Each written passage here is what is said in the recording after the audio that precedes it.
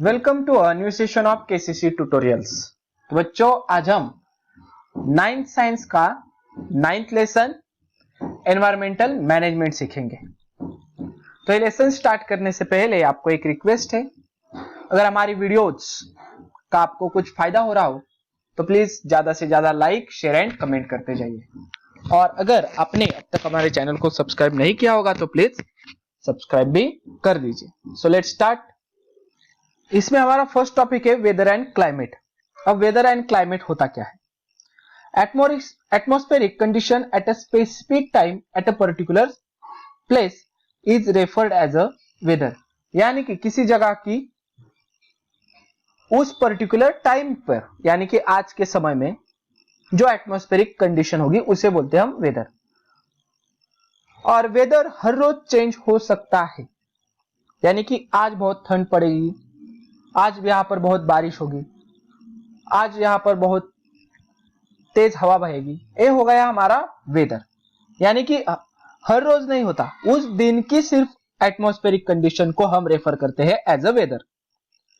Atmospheric conditions depend upon a variety of factors. बहुत सारे factors के ऊपर एटमॉस्फेरिक कंडीशंस डिपेंड होती है, जैसे कि हमें फिगर में दिया है। We frequently express our opinion about the weather by making statements like today it is too cold or today it's very hot। यानी कि जैसे हम बोलते हैं, देख लो कि आज बहुत ठंड लग रही है, आज बहुत गर्मी हो रही है, तो सिर्फ आज की बात करते हैं, वो होता है वेदर। आगे देख लो हमें क्या दिया है। Weather depends on prevailing condition of the air, यानी कि एयर की कंडीशन कैसी है उसके ऊपर वेदर डिपेंड होता है।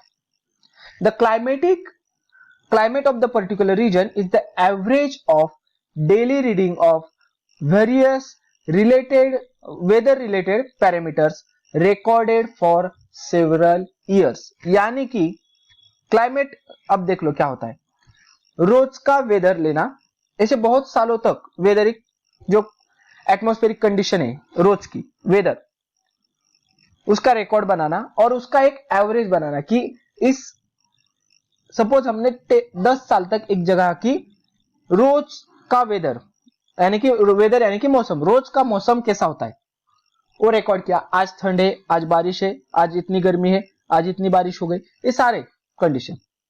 और इन सभी 10 सालों का एक एवरेज बनाकर हम बोलेंगे कि यहां पर इतनी इतनी बारिश होती है, लगभग इतनी ठंड होती है, लगभग इतना टेम्परेचर होता है, वो होता है उसका क्लाइमेट, जो कि बहुत सालों के बाद, अभ्यास के बाद हमें पता चलता है। और वो एवरेज जो क्लाइमेट होता है वो डेली बेसिस पर चेंज नहीं होता, क्लाइमेट कांस्टेंट होता है। वेदर रोज हमारा चेंज होने वाला है। तो हमें क्या बात, दो बात याद आ गई यहां पर। वेदर यानी कि डे के ऊपर, उस दिन के ऊपर डिपेंड है, और क्लाइमेट जो है वो पूरे ईयर यानी कि एवरेज ऑफ मेनी ईयर्स के ऊपर डिपेंड है, एवरेज ऑफ मेनी ईयर्स।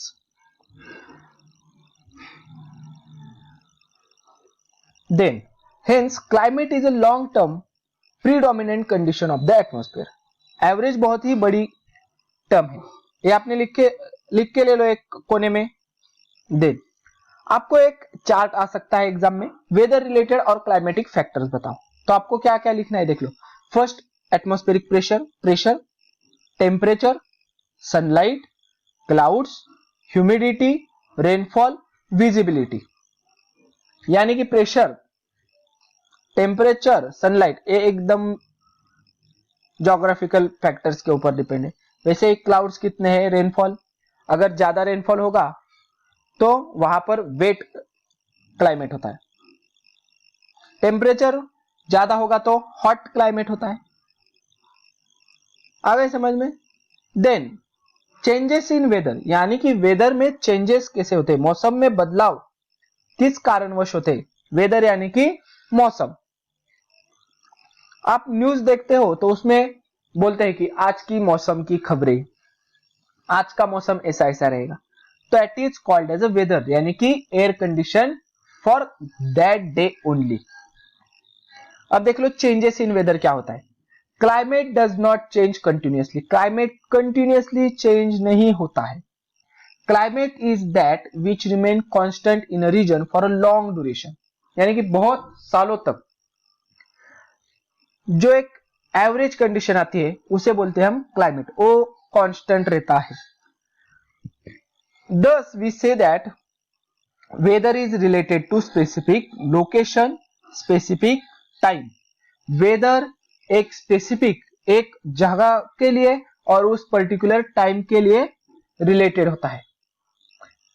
हम सपोज कर सकते हैं कि देख लो पुणे में आजकल ज्यादा बारिश हो रही है, तो पुणे स्पेसिफिक लोकेशन हुआ, स्पेसिफिक टाइम अक्टूबर चल रहा है, तो यहां पर वेदर कैसा है अभी रेनी, रेनफॉल ज्यादा हो रहा है। Whereas climate is related to longer duration and larger area. अब पुणे का क्लाइमेट नहीं लेते, हम महाराष्ट्र का क्लाइमेट लेते हैं। तो क्लाइमेट ऑफ महाराष्ट्र कैसा है, तो टेम्परेट है, यानी कि उसमें मीडियम टेम्परेचर होता है, मीडियम रेनफॉल होता है।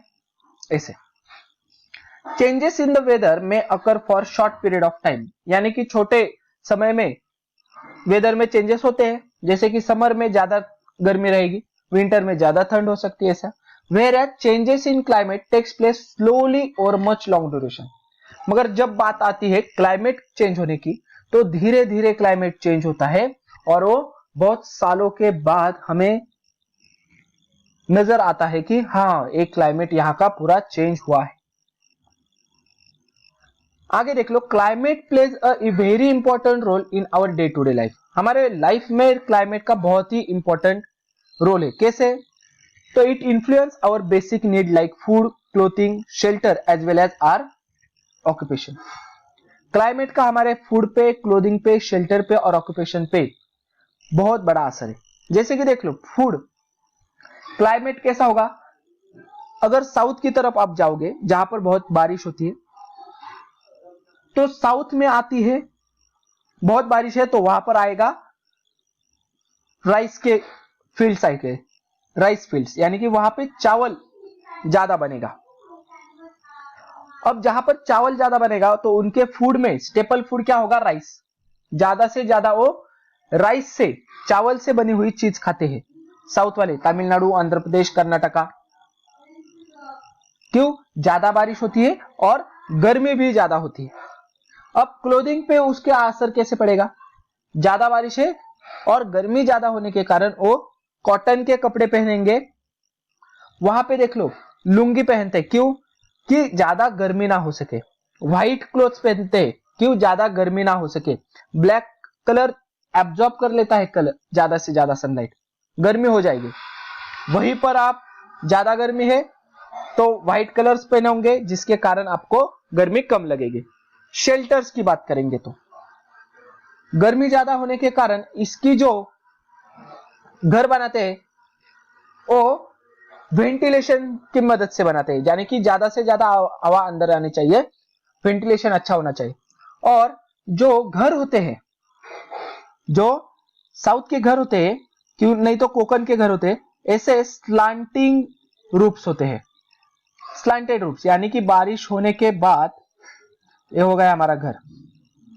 ओके, तो बारिश होने के बाद ये ऐसे नीचे आकर ग्राउंड की तरफ चले जाना चाहिए।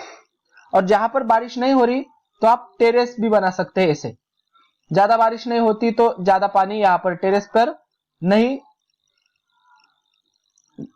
कलेक्ट होगा, ऐसा कुछ आ गया समझ में, कैसे क्लाइमेट का हमारे ऊपर असर पड़ता है। ऑक्यूपेशन, ज्यादा बारिश हो रही तो खेत करेंगे ज्यादा से ज्यादा लोग नहीं तो फिशिंग करेंगे, ऐसा आगे समझ में कैसे हमारे क्लाइमेट का हमारे फूड, क्लोथिंग इसके ऊपर अफेक्ट होता है। Climate is specially important for agrarian country like India. Agrarian यानी कि जो एग्रीकल्चर पे डिपेंड है, ऐसी कंट्रीज जैसे कि इंडिया के ऊपर क्लाइमेट चेंज होगा तो इंडिया के एग्रीकल्चर पे बहुत असर पड़ता है। Various climatic factors like direction and speed of wind. अब क्लाइमेटिक फैक्टर्स देख लो, डायरेक्शन कौन सी है, स्पीड कितना है विंड का, टेम्परेचर कितना है उस जगह पर, एटमॉस्फेरिक प्रेशर कितना है, are considered during construction of runways, seaports, huge bridges, skyscrapers. यानी कि जिस जगह पर बहुत बारिश हो रही है, ज्यादा विंड है स्पीड का, तो रनवेज उसके हिसाब से बनाने पड़ते हैं हमें कि उतनी स्पीड ज्यादा है तो रनवेज वहां से उतना एटमॉस्फेरिक प्रेशर झेल सके, ऐसे बनाने पड़ते हैं। ब्रिजेस उतना एटमॉस्फेरिक प्रेशर, उतना स्पीड ऑफ विंड झेल सके, ऐसे ब्रिजेस बनाने पड़ते हैं, स्काई स्क्रैपर्स बनाने पड़ते हैं। अगले पेज पर देख लो, और स्पेशल डे 23 मार्च, इसे बोलते हैं हम वर्ल्ड मेटेरियोलॉजिकल डे। अब मेटेरियोलॉजिकल डे, मेटेरियोलॉजिकल यानी कि जो हमारे वेदर और क्लाइमेट के रिकॉर्ड रखता है, तो 23 मार्च ये होता है world meteorological day. Then next है हमारा importance of weather in living world. Climate और वेदर का, तो यहां पर हम वेदर का इंपॉर्टेंस देखेंगे। वेदर का इंपॉर्टेंस हमारे लाइफ में क्या है? Daily weather as also long term climatic condition influence human lifestyle. Weather के ऊपर भी हमारी लाइफस्टाइल डिपेंड होती है, डायरेक्टली और इनडायरेक्टली। कुछ इंसानों के ऊपर डायरेक्ट अफेक्ट करेगा जो कि एग्रीकल्चर के बेस्ड है। प्राइमरी ऑक्यूपेशन में होगे तो आपको वेदर का भी कंडीशन याद रखनी है। इनडायरेक्टली सर्विस सेक्टर में भी इनडायरेक्टली अफेक्ट होता है वेदर का। Land, water bodies, plants, animals collectively form the natural environment on earth. ये एनवायरमेंट जो बना है वो किससे बना है? लैंड से, वाटर से, यानी कि वाटर बॉडीज में स्ट्रीम्स, सीड्स, रिवर्स, ये सारे आते हैं, प्लांट्स एंड एनिमल्स भी। This environment is responsible for development of organism, और इसी एनवायरमेंट से ऑर्गेनिज्म भी होते हैं। अब देख लो, एनवायरमेंट चेंज होता है तो उसमें प्लांट जो आते हैं, जो एनिमल्स आते हैं, वो कैसे होते हैं कि हर एक एनवायरमेंट के ऊपर डिपेंड होते हैं। यानी कि आप जहां पर ठंड है वहां के एनिमल प्लांट्स अलग होंगे, इक्वेटोरियल रीजन के एनिमल प्लांट अलग होते हैं, ट्रॉपिकल के अलग होंगे, पोलर के अलग होंगे। Then the climate of the particular region helps to determine the diet, clothing, housing, occupation. Particular region का क्लाइमेट कैसे है उसके ऊपर ही डाइट उसका डिपेंड होगा। जैसे हमने एग्जांपल लिया साउथ का, उसमें क्या रहेगा? राइस, फिश वगैरह, क्लोथ, लुंगी वगैरह, जिसके वजह से उनको कम गर्मी हो सके। हाउसिंग, स्लांटिंग स्लोप्स की, and occupation and lifestyle of the people. For example the characteristics of Kashmiri and Rajasthani people. अब इन्हें हम कंपेयर करते हैं। कश्मीरी लोग क्या करेंगे? पहाड़ियों पे रहते हैं, वहां पे ठंड है, तो क्या करेंगे? ज्यादा ऊनी कपड़े, ऊल से बने हुए कपड़े पहनेंगे, ज्यादा से ज्यादा पहनेंगे, जिसके कारण वो गर्म रह सके। वहां पे वेजिटेशन कम है, वो जंगल के ऊपर डिपेंड है। वहीं पर आप राजस्थानी पीपल लो, वो स्वेटर वगैरह पहनेंगे क्या? नहीं, वो कॉटन के कपड़े पहनेंगे, मुलायम, जिसके कारण उन्हें गर्मी कम लगे। तो इस सभी फैक्टर्स होते हैं जिनसे हम हाउसिंग, ऑक्यूपेशन, ये सब अलग होते हैं। Salinity of marine water, salinity यानी कि कितना खारापन है समुद्र के पानी में। Then formation of oceanic currents, water cycle etcetera are also related to various weather and climate factors. अब ओशनिक करंट्स क्या होते हैं? तो जो ओशंस के ऊपर विंड फ्लो होता है उसे बोलते हैं ओशनिक करंट्स। वाटर साइकिल कैसा है, यानी कि वहां पे वो कितनी बारिश हो रही है, ये सभी फैक्टर्स वेदर एंड क्लाइमेट के ऊपर असर करते हैं।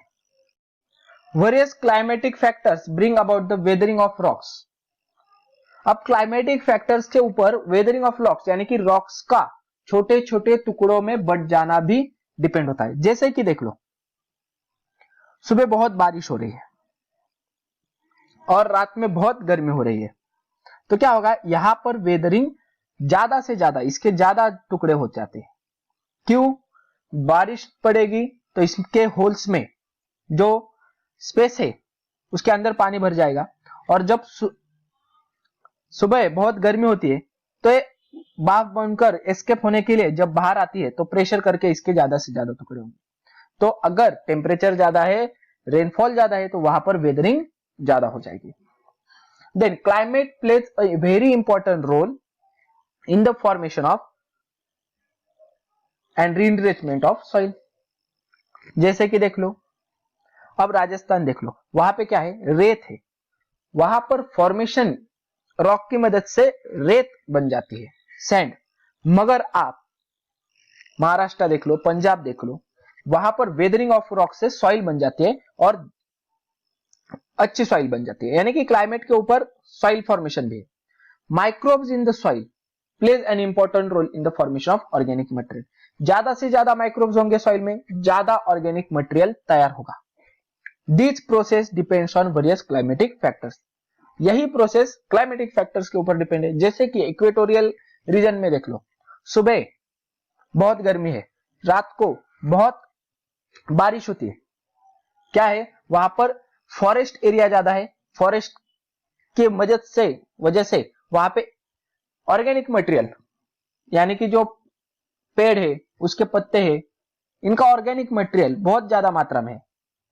इसकी वजह से उसके सॉइल में ज्यादा से ज्यादा माइक्रोब्स है, वहां की सॉइल उपजाऊ है। ये सारे फैक्टर्स ऐसे डिपेंड होते हैं। Thus it is very clear that the study of meteorology is very important from the view of point of human life। यानी कि ह्यूमन लाइफ के ऊपर वेदर क्लाइमेट का बहुत ही प्रभाव पड़ता है। इसके लिए मेटेरोलॉजी बहुत ही इंपॉर्टेंट स्टडी है। अब मेटेरोलॉजी क्या है हम नेक्स्ट पार्ट में पढ़ने वाले हैं, तब तक आप ऐसे शब्द याद रख लो। While ascertaining the climate of particular region, a review of earlier studies of various aspects of climate is very important। यानी कि आप मुझे आज से 100 साल बाद, 50 साल बाद यहाँ का क्लाइमेट क्या होगा, ये स्टडी करने के लिए क्या करना होगा, हिस्ट्री में भी जाना होगा, अर्लियर स्टडीज को भी देखना होगा। Most countries in the world have established metrology department for making and recording such observation. यानी कि बहुत सारी कंट्रीज के पास मेट्रोलॉजिकल डिपार्टमेंट्स है। ये क्या करते हैं, बहुत सालों से रोज की मौसम की जानकारी, क्लाइमेट की जानकारी, क्या हो रहा है, क्या ज्योग्राफिकल कंडीशन से क्या बदलाव आ रहे हैं, इस सभी जगह के ऑब्जर्वेशन रिकॉर्ड रखते हैं। हमारे इंडिया का भी इंडियन मेट्रोलॉजिकल डिपार्टमेंट है। This department have observation which are equipped with modern instrument and technology. और इसके पास मॉडर्न इंस्ट्रूमेंट है, टेक्नोलॉजी है। हमारे पुणे में देख लो, शिवाजी नगर के यहाँ शिमला ऑफिस बोलते हैं, नहीं तो मेट्रोलॉजिकल ऑफिस बोलते हैं। शिवाजी नगर के यहाँ ये मेट्रोलॉजिकल डिपार्टमेंट है। Then if present climatic condition are analyzed with the reference to the past climatic condition, we can predict the climatic changes of the future। यानी कि आज का जो क्लाइमेटिक कंडीशन है उसे हम कंपेयर कर दे हिस्ट्री के साथ, तो हम भविष्य में इसी जगह पर कैसा क्लाइमेट होगा इसका अनुमान लगा सकते हैं, इसका प्रेडिक्शन कर सकते हैं। However, as climate is the net result of complex mixture of various atmospheric factors, मगर क्लाइमेट क्या होता है, वेरी कॉम्प्लेक्स फैक्टर है, यानी कि बहुत फैक्टर्स का इसके ऊपर अफेक्ट पड़ता है। Forecasting it is very complicated, इसलिए इसका फोरकास्ट यानी कि पहले से ही अनुमान लगाना बहुत ही कॉम्प्लिकेटेड प्रोसेस है, डिफिकल्ट प्रोसेस है। Forecasting is easy for places where climate changes are slow. Forecasting कहां पर इजी है, तो जहां के क्लाइमेटिक कंडीशन धीरे धीरे चेंज हो रहे एंड ऑफर लिमिटेड नेचर, और जहां पे एनवायरमेंट नेचर है जो लिमिटेड है, वहां पे अफेक्ट करने वाले फैक्टर्स भी लिमिटेड है, तो वहां का जो क्लाइमेट है वो जल्दी नहीं चेंज होता। मगर सिटीज का देख लो, वहां का क्लाइमेट जल्दी चेंज होता है क्योंकि बहुत सारे फैक्टर्स है, biotic abiotic. However, where climatic changes are complex, interdependent and rapid, making forecast is very difficult. मगर जहां पर अब क्लाइमेटिक चेंजेस कॉम्प्लेक्स है, मुंबई देख लो, पुणे देख लो, महाराष्ट्र देख लो, पूरा महाराष्ट्र देख लो, तो उसमें मुंबई पुणे का जो रीजन का है वहां के ऑब्जर्वेशन अलग अलग आने वाले। जैसे कि अगर अभी देख लो जो कोरोना पेंडेमिक है, वहां पे लॉकडाउन के वक्त बहुत सारी गाड़ियां, लॉकडाउन के वक्त गाड़ियां नहीं बाहर आ रही थी, क्या होगा, CO2 जो गैस होता है रिलीज होता है व्हीकल से, वो कम रिलीज होगा। इसका असर क्या पड़ेगा, उस पूरे एनवायरमेंट में CO2 का, कार्बन मोनोऑक्साइड, कार्बन डाइऑक्साइड का जो परसेंटेज है वो घट जाएगा। और जब लॉकडाउन खुल गया वापस और बढ़ गया। यानी कि इस सारी चीजों से क्लाइमेटिक चेंजेस कॉम्प्लेक्स हो जाते हैं। कैसे डिसाइड कर दे क्या होगा, और ये सारा इंटरडिपेंडेंट है। और कैसे चेंजेस है, रैपिड चेंजेस है, इसके लिए यहां का फोरकास्ट करना डिफिकल्ट हो जाता है। अब ये पार्ट हमारा यहां पर खत्म होगा। अगले पार्ट में हमने क्या करना है, तो मेट्रोलॉजी क्या होती है वो सीखना है। तो आशा करता हूं ये पार्ट आपको अच्छी तरीके से समझ में आ गया होगा। अगर ये वीडियो आपको अच्छी लगी होगी तो please like, share and comment on this video. अगर आपने अब तक हमारे चैनल को सब्सक्राइब नहीं किया होगा तो प्लीज सब्सक्राइब आवर चैनल।